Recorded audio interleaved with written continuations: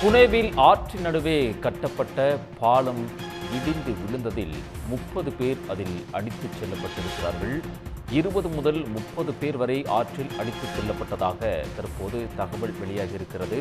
அவர்களை மீட்கக்கூடிய பணிகள் என்பது தற்போது முடுக்கிவிடப்பட்டிருக்கிறது. 60 ஆண்டுகள் பழமையான பாலத்தை கடக்க முற்பட்ட போது இந்த விபத்து என்பது நிகழ்ந்திருக்கிறது. வார விடுமுறை நாட்கள் என்பதால் அதிக அளவில் சுற்றுலா பயணிகள் அந்த பகுதிக்கு சென்றதால் இந்த விபத்து என்பது நிகழ்ந்ததாக முதற்கட்ட தகவல் என்பது வெளியாகியிருக்கின்றது. மராட்டிய மாநிலம் புனேவில் ஆற்றின் நடுவே கட்டப்பட்ட பாலம் இடிந்து விழுந்ததில் அதில் 30 பேர் வரை அடித்துச் செல்லப்பட்டிருக்கலாம் என்ற தகவல் தற்போது வெளியாகியிருக்கின்றது. 60 ஆண்டுகள் பழமையான பாலம் என்பதால் அதிக அளவில் ஒரே நேரத்தில் சுற்றுலா பயணிகள் அந்த பாலத்தை கடக்கும்போது பாலம் வலுவிழந்து இந்த விபத்து ஏற்பட்டிருக்கலாம் என்று சொல்லப்படுகிறது. புனேவில் ஆற்றுப்பாலம் இடிந்து விழுந்ததில் அதில் 20 முதல் 30 பேர் வரை அடித்துச் செல்லப்பட்டதாக தற்போது கூறப்படுகின்றது.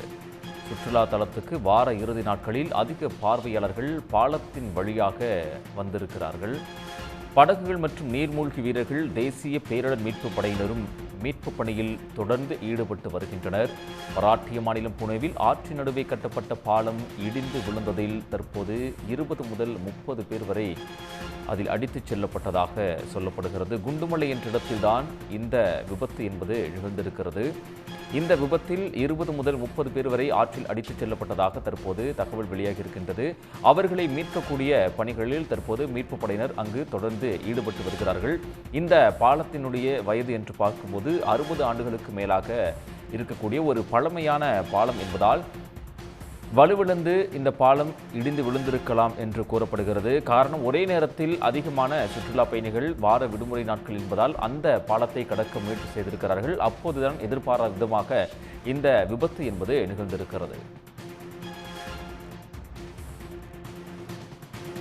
உடனுக்குடன் செய்திகளை தெரிந்து கொள்ள சன் நியூஸ் பெல் ஐகானை கிளிக் பண்ணுங்க.